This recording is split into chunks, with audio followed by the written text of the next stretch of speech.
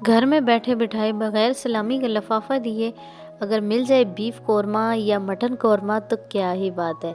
जी हाँ, अस्सलाम वालेकुम। वेलकम करती हूँ आपको घरदारी विद ट्रिक्स के चैनल पर, जहाँ मैं देती हूँ आपको घरदारी से रिलेटेड ऐसी टिप्स और ट्रिक्स जिनसे हो जाती है आपकी डेली लाइफ बहुत ही आसान। तो आज की वीडियो में लेकर आई हूँ आपको शादियों वाला korma, beef korma, mutton korma. Recipe same ही होगी, आप बीफ में बनाएं या मटन में बनाएं।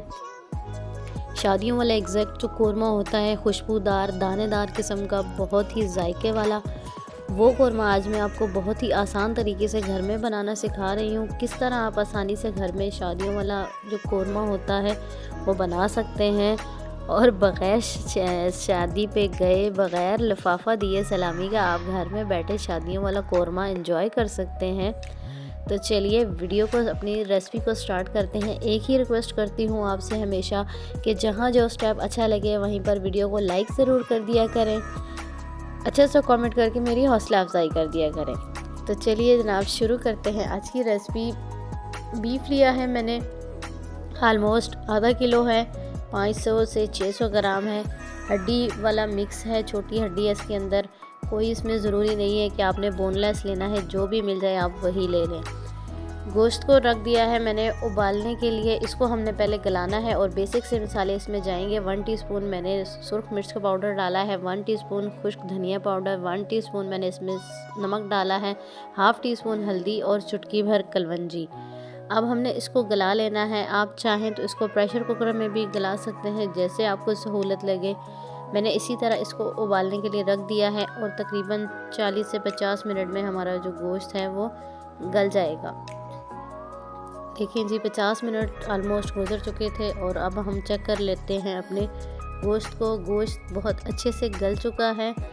अब चलते हैं अगले स्टेप की तरफ कि जिससे हमारा कौरमा जो है वो सही एग्जैक्ट लुक देगा, जिससे सही टेस्ट देगा और टेक्सचर भी सही दानेदार आएगा।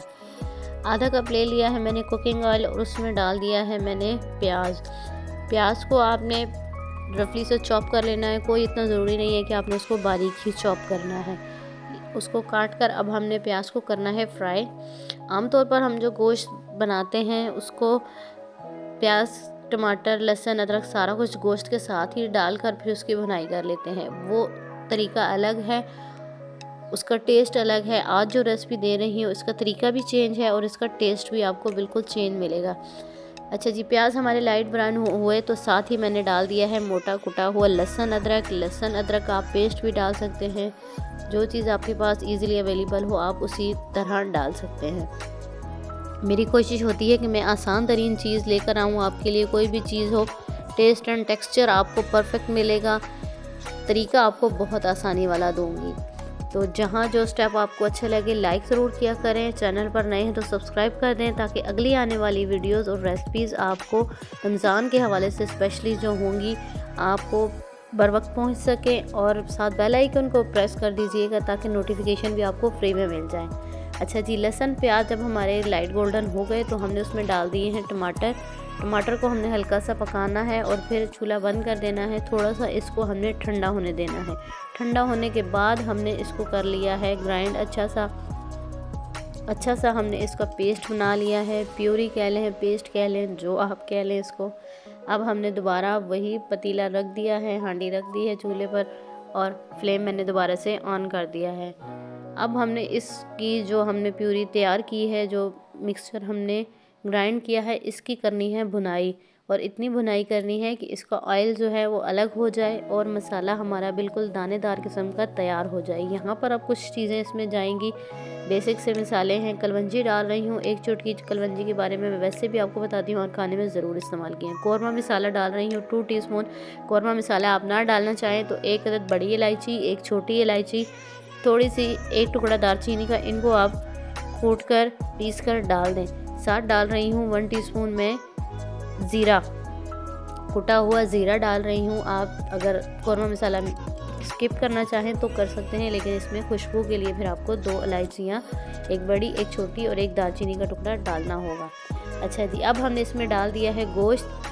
मसाला जब हमारा भुनाई हो चुकी थी तो गोश्त डालने के बाद हमने इसको करना है अच्छा सा भून लेना है। इस भुनाई से क्या होगा, एक तो हमारा जो मसाला होगा, जो ग्रेवी होगी बहुत अच्छी दानेदार होगी, और दूसरा आपकी जो गोश्त है इसके अंदर से बहुत जूसी और बहुत ही मज़े का होगा, इसका टेस्ट अंदर तक चला जाएगा। इसलिए भुनाई पे आपने बिल्कुल कंप्रोमाइज़ नहीं करना है, भुनाई आपने बहुत अच्छे से करनी है। और भुनाई के बाद जब कुकिंग ऑयल अलग हो जाए, मसाला अलग हो जाए, अच्छे से कलर आ जाए, तो फिर हमने इसमें डाल देने हैं अपना जो हमारा स्टॉक बचा हुआ है, जो हमारे गोश्त का यखनी बची हुई है थोड़ी सी, वही डाल देंगे। अगर वो ना हो आपके पास तो आप सादा पानी भी डाल सकते हैं, लेकिन अगर वो डालेंगे तो उससे टेस्ट बहुत अच्छा आएगा। देखिए जनाब, हमारा बहुत अच्छे से भुन चुका है गोश्त। सही कौरमे वाली देग वाली या वो जो शादियों वाली लुक होती है वो ऑलमोस्ट आ गई है। अब हमने इसमें डाल देनी है अपनी यखनी और मज़ीद इसको पका लेंगे 10 से 12 मिनट बिल्कुल हल्की आंच पर, ताकि इसका जो शोरबा है, जो ग्रेवी है, वो अच्छे से गाढ़ी भी हो जाए और स्मूथ भी हो जाए। 20 मिनट बाद इसमें डाल देंगे जी हम हरी मिर्च, हरा धनिया, और फिर इसकी दिखाती हूँ आपको मैं फ़ाइनल लुक। फ़ाइनल लुक को मिस मत किया करें, बहुत मेहनत से आपके लिए वीडियोस लेकर आते हैं, रेसिपीज़ लेकर आते हैं। खाना बनाना बहुत आसान होता है, लेकिन साथ में कैप्चर करना बड़ा मुश्किल होता है। तो थोड़ा सा क्रेडिट, थोड़ी सी शाबाशी कह लें, थोड़ा सा फीडबैक हमें भी चाहिए होता है। फीडबैक देने में कंजूसी ना किया करें, अच्छा सा कमेंट ज़रूर कर दिया करें और वीडियो को लाइक ज़रूर कर दिया करें। किस शहर, किस मुल्क से आप मुझे देख रहे हैं, कमेंट बॉक्स में ये भी ज़रूर बताइएगा। आई होप आपको मेरी आज की रेसिपी ज़रूर अच्छी लगी होगी। देखिए कितना ज़बरदस्त इसका कलर आया है, कितना अच्छा इसका टेक्सचर आया है, और टेस्ट की तो क्या ही बात थी। ट्राई ज़रूर कीजिएगा, आपके घर वालों को ज़रूर पसंद आएगा। कोई दावत हो आपके घर में या रमज़ान में स्पेशली अच्छे खाने खाने को या चटपटे खाने को दिल करता है, तो रमज़ान में आप ज़रूर इसको ट्राई कीजिएगा और मुझे दुआएं दीजिएगा। अगली वीडियो तक दीजिए इजाज़त, अपना रखिएगा बहुत सा ख्याल। अल्लाह हाफ़िज़।